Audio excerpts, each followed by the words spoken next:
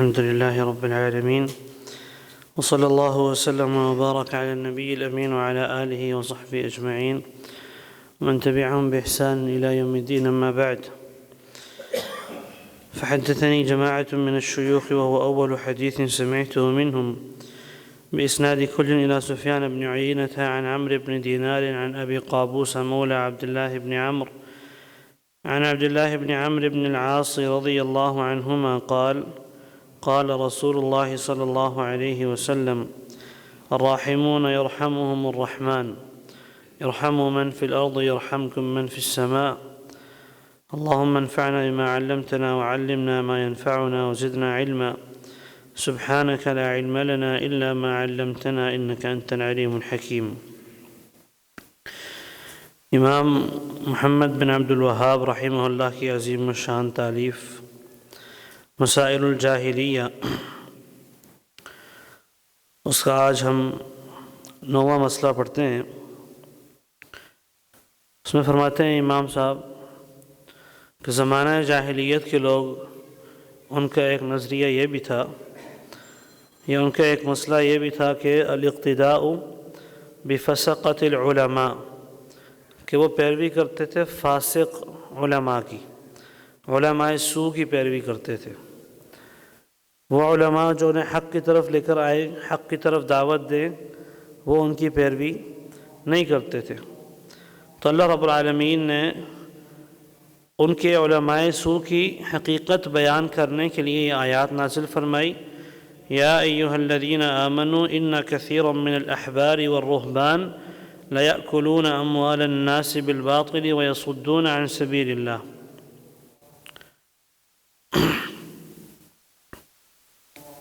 اس حوالے سے اللہ رب العالمین نے ایک مقام پہ فرمایا کہ یہودی اور عیسائی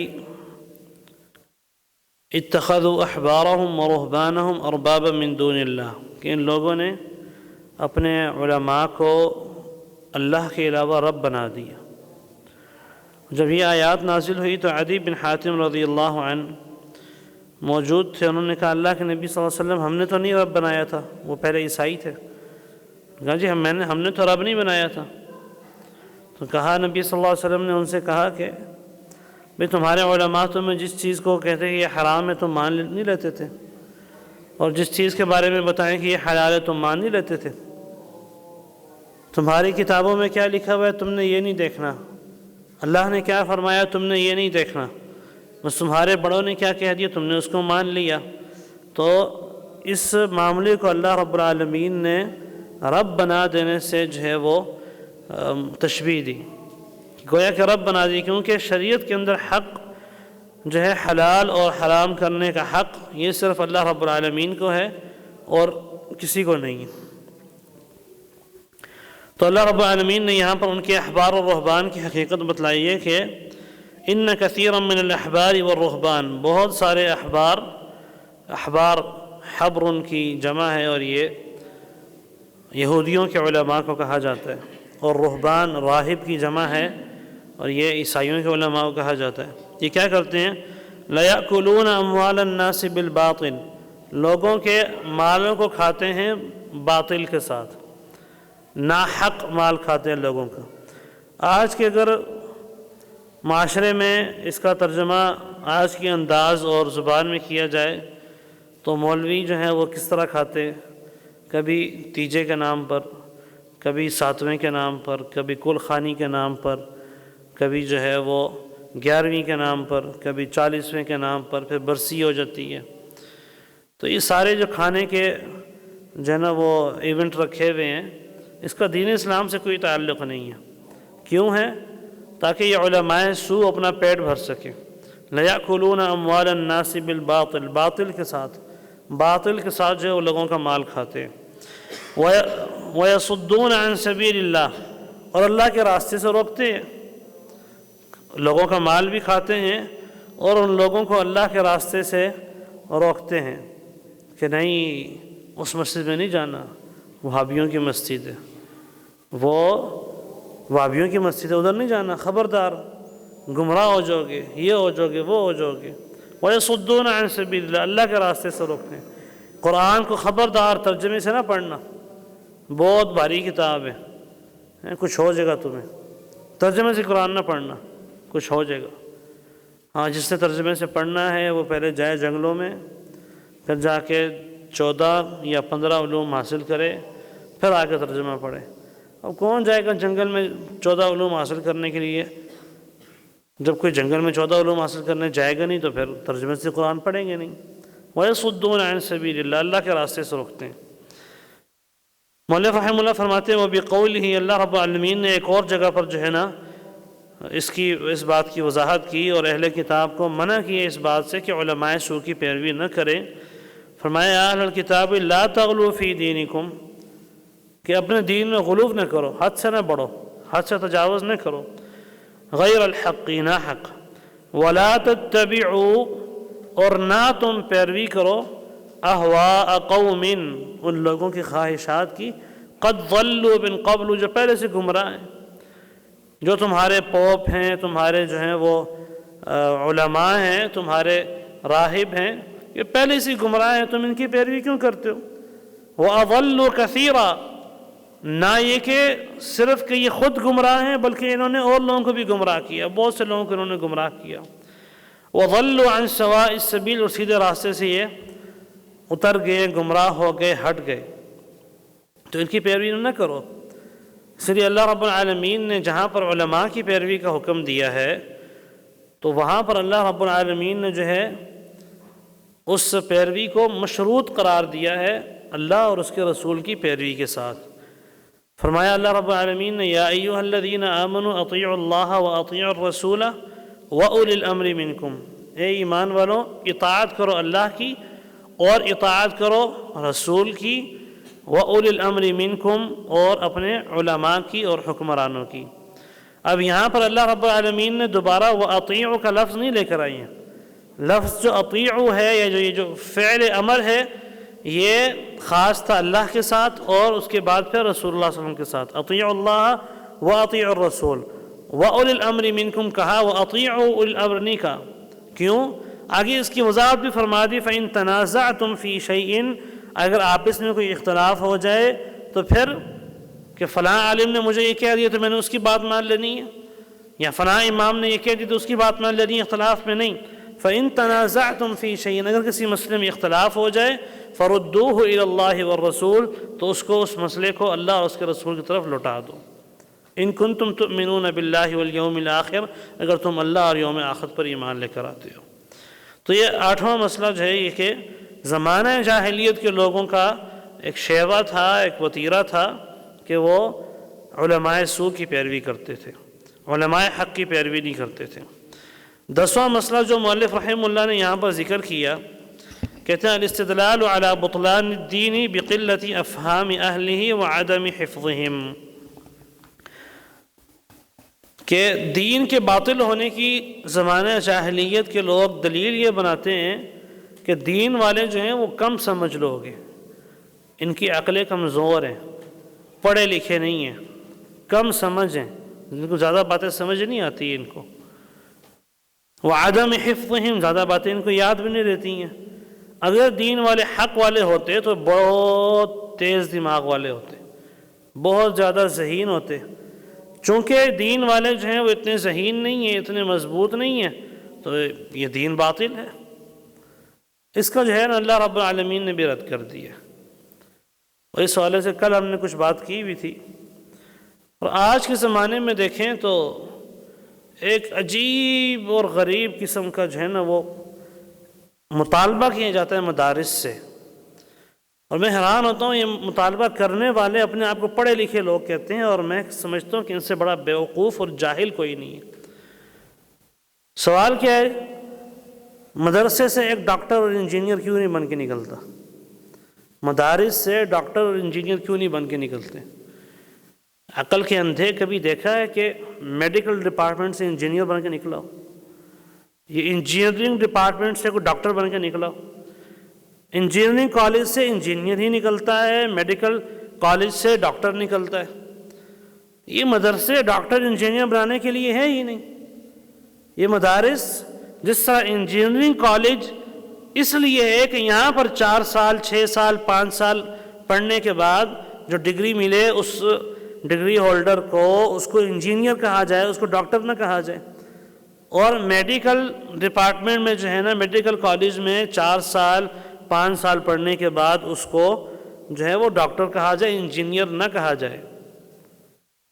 تو یہ مدارس اس لیے کہ یہاں پر 6 سال 8 سال پڑھنے کے بعد جو یہاں سے پڑھ کے نکلے اسے عالم دین کہا جائے، اسے عالم دین بنایا جائے۔ کیسا عجیب و غریب مطالبہ ہے اب کہ جی مدارس سے ڈاکٹر کیوں نہیں نکلتے؟ یا پھر آپ اپنے 4 سال جس نے انجینئرنگ کی ہو اس انجینئر کو کبھی آپ ڈاکٹر کہہ کے بلائیں نا، کیا کہیں گے جی میں انجینئر ہوں۔ اور جو ڈاکٹر ہو، ٹھیک ہے، اسے آپ کبھی آپ کہیں جی پلمبر صاحب، مانے گا؟ وہ غصہ کرے گا، میں پلمبر تھوڑا ہوں، میں ڈاکٹر ہوں بھائی، MBBS کیا ہے میں نے، 4 سال لگائے ہیں میں نے، اتنے لاکھ روپے لگا دیے میں نے۔ ایک طالب علم آتا ہے قرآن پڑھنے کے لیے، حدیث پڑھنے کے لیے، دین کا علم حاصل کرنے کے لیے، اسے مدرسے نے دین کا عالم بنانا ہے، وہ ڈاکٹر کیوں بنائے گا اسے بھائی؟ ہاں دین کا عالم جب بن گیا ہے اب وہ جا کے میڈیکل کالج میں پڑھنا چاہتا ہے، وہاں جا کے وہ پڑھ لے اور دین کا اور وہ ڈاکٹر بن جائے، ٹھیک ہے۔ مدرسہ اس چیز سے نہیں روکتا ہے، لیکن یہ کیسی جاہلانہ بات ہے کہ جی مدرسے میں آئے ہیں تو مدرسے سے ڈاکٹر کیوں نہیں نکلتا؟ مدارس کی ذمہ داری ہی نہیں ہے اور مدارس کا یہ کام ہی نہیں ہے کہ مجھے جو ہے وہ مدارس سے ڈاکٹر نکالے۔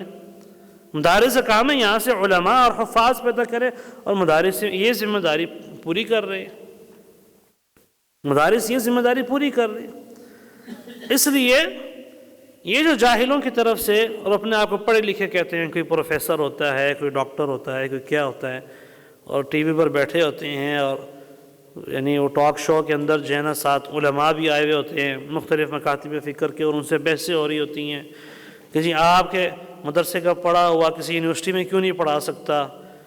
آپ اسلامی یونیورسٹی کو جا کے دیکھ لیں، دیگر یونیورسٹی میں جا کے دیکھ لیں، سارے کون پڑھا رہے ہیں؟ مدارس سے پڑھے ہوئے ہیں۔ بڑے بڑے علماء کو دیکھیں کہاں سے پڑھ کے نکلے، ڈاکٹر فضل الہی حافظ اللہ کہاں سے پڑھ کے نکلے؟ جامعہ محمدیہ گجرانوالہ سے، مدرسے سے پڑھ کے نکلے ہیں، پھر سعودیہ چلے گئے وہاں پڑھے۔ اس طرح آپ دیکھیں بڑے بڑے علماء کو دیکھیں کہاں سے پڑھیں؟ مدارس سے پڑھیں۔ کیوں؟ علماء کا کام ہی مدرسے میں پڑھنا ہے۔ ڈاکٹر کو کیا آپ کہیں گے کہ بھئی آپ ڈاکٹر صاحب آپ میڈیکل کالج چھوڑیں، آپ ادھر آئیں مدرسے میں، ٹھیک ہے، وہ مدرسے میں ہم آپ کو 4 سال دین پڑھاتے ہیں، اس کے بعد پھر ہم آپ کو جو ہے نا وہ یہ MBBS کی ڈگری دے دیں گے، ٹھیک ہے، یا آپ کو سرجن کی وہ آپ کو سرٹیفکیٹ مل جائے گا، آپ جا کے آپریشن کر لیں۔ کوئی ڈاکٹر مانے گا؟ کوئی نہیں مانے گا۔ وہ کہے گا بھائی میں ڈاکٹر بننا ہے، میں نے یہ سیکھنا ہے کہ آپریشن کس طرح کرنا ہے، کاٹنا کس طرح ہے، پھر آگے اس کے بعد ٹانکے کس طرح لگانے ہیں سارا، اور یہ مدرسے میں تو سکھائیں گے نہیں، مدرسے میں تو قرآن حدیث سکھانا ہے۔ تو وہ ادھر چاہے گا میڈیکل ڈپارٹمنٹ میں پڑھنے کے لیے۔ تو پھر مدارس والوں سے کیوں کر یہ مطالبہ کیا جاتا ہے کہ بھئی مدرسے والے جو ہے نا ڈاکٹر کو نکالیں؟ مدرسہ کیوں ڈاکٹر کو نکالے بھئی؟ مدرسے کا کام ہی نہیں ہے ڈاکٹر کو پیدا کرنا، مدرسے کا کام ہے عالم کو پیدا کرنا، مدرسے کا کام ہے روحانی ڈاکٹر پیدا کرنا جو لوگوں کے دلوں کی اصلاح کرے، لوگوں کی روح کی اصلاح کرے، لوگوں کا جو روح کی غذا ہے دین وحی الہی وہ لوگوں کے سامنے لے کر آئے۔ اور پھر مدارس والے بھی ایسی عجیب و غریب احساس کمتری کا جو ہے نا وہ شکار ہو جاتے ہیں، شکار ہوئے ہوئے۔ اچھا جو انہوں نے پھر طالب علم کو کیا کرنا ہے؟ مدرسے میں بھی پڑھوانا ہے، اپنا جو نصاب ہوتا ہے وہ بھی جی اس کو بھی پورا کرو، اور ساتھ پھر اس کو عصری علوم بھی پڑھا رہے ہوتے ہیں شام کے ٹائم، پھر اس کو کچھ اور پڑھا رہے ہوتے ہیں، اور بیچارہ وہ بچے کا دماغ جو ہے نا وہ پریشر کوکر بنا ہوتا ہے، نہ وہ قرآن صحیح طرح حفظ کر سکتا ہے، نہ وہ بایو صحیح طرح پڑھ سکتا ہے، نہ وہ حدیث سمجھ سکتا ہے صحیح طرح، نہ وہ گرامر سمجھ سکتا ہے عربی، نہ فقہ اصول فقہ سمجھ سکتا ہے، اور نہ وہ جو ہے نا میتھ اور فزکس سمجھ سکتا ہے۔ پھر وہ نہ ادھر کے رہتا ہے نہ ادھر کے رہتا ہے۔ پھر جب وہ 8 سال 10 سال جو ہے نا پڑھانے کے بعد وہ دیکھتے ہیں کہ یار ہمارا کوئی رزلٹ ہی نہیں نکلا۔ کیسے نکلے گا؟ ہم تو بچپن میں یا زمانہ طالب علم میں ایک جملہ کہا کرتے تھے کہ اگر ایک استاد سارے سبجیکٹ نہیں پڑھا سکتا، ایک طالب علم سارے سبجیکٹ کس طرح پڑھ سکتا ہے؟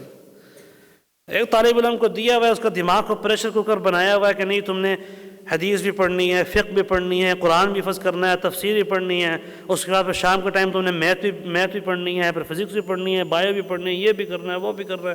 اکا دکا کوئی بچہ ہوتا ہے جس کا دماغ اتنا جو ہے نا مضبوط ہو کہ وہ ساری چیزوں کو جمع کر لے، عام بچے نہیں کر سکتے ہیں، ٹھیک ہے۔ اور نبی علیہ الصلوۃ والسلام نے فرمایا تھا انا امۃ امیہ، بھئی ہم امت کون سی ہیں؟ امی، جن کو لکھنا پڑھنا نہیں آتا ہمیں، لا نکتب ولا نحسب، نہ ہمیں لکھائی آتی ہے، ٹھیک ہے، اور نہ ہمیں یہ حساب و کتاب آتا ہے۔ تو ایسا، اچھا یہی مطالبہ اگر ہم ان سے کر دیں کہ بھئی آپ کی یونیورسٹی سے مفتی کیوں نہیں نکلتا، آپ کی یونیورسٹی سے جو ہے وہ دین کا عالم کیوں نہیں نکلتا، ٹھیک ہے، کسی میڈیکل کالج سے جو ہے نا وہ فقہ کے اندر اسپیشلائزیشن کیا ہوا وہ ذرا بچہ نکال کے دکھائیں آپ،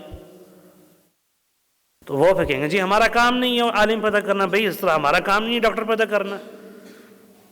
اور نبی علیہ الصلوۃ والسلام کی بڑی واضح حدیث ہے انا امۃ امیہ، ہم امت کون سے ہیں؟ اور نبی علیہ الصلوۃ والسلام کی صفت کیا ہے؟ النبی الامی، یہ نبی کون سا ہے؟ جس کو لکھنا پڑھنا نہیں آتا، ٹھیک ہے۔ اسی لیے عرب کو اگر آپ دیکھیں کہ عربی جو ہے وہ گنتی کس طرح کیا کرتے تھے، وہ کہ 1 2 3 4 اور لکھ کر اس طرح گنتی تو نہیں ہوتی تھی، ان کو لکھنا پڑھنا آتا نہیں تھا بیچاروں کو، تو وہ ان انگلیوں اور ان پوروں کا استعمال کر کے گنتی کیا کرتے تھے۔ یہ یوں جو ہے نا ایک عربوں کے ہاں یہ 2 یہ 3، ٹھیک ہے، پھر یہ 4 یہ 5 یہ 6، پھر اس انگلی کو لمبا کر لیں یہ 7 8 9، ٹھیک ہے، یوں یہ 9 ہو جاتے تھے، یہ 10 ہو گیا، یوں 20 ہو گئے، یہ 30 ہو گئے۔ عربوں کی گنتی اس طرح ہوتی تھی، اس ہاتھ میں جو ہے نا وہ 99 تک، اور پھر 100 200 اور پھر ہزاروں کا سارا اس بائیں ہاتھ میں، پھر یوں ملا کے 10,000، یہ سارے عربوں کی گنتی جو ہے نا وہ ہوتی تھی۔ اس لیے آپ حدیث میں دیکھیں کہ نبی صلی اللہ علیہ وسلم نے فرمایا کہ یا صحابی جو ہے نبی صلی اللہ علیہ وسلم کا جو ہے نا وہ طریقہ بتاتے ہیں تشہد میں جو ہے وہ آپ انگلی جو ہے 53 کے ہندسے کے مطابق رکھتے تھے، 53 کے ہندسے کے حدیث آتی ہیں۔ اب 53 کا ہندسہ کیا ہے؟ یوں عربوں کے ہاں گنتی یوں 50 ہوتی ہے، اور یہ 3 ہے، یہ 50 ہو گئے، یہ 50 ہو گئے، یہ 3 53 ہو گئے، ٹھیک ہے۔ یہ تشہد میں انگلی رکھنے کا صحیح طریقہ ہے۔ یہ 53 کا معنی بھی یہ ہے، یہ 53 کا معنی ہے، ٹھیک ہے۔ یہ عربوں کی گنتی ہوتی تھی، ٹھیک ہے۔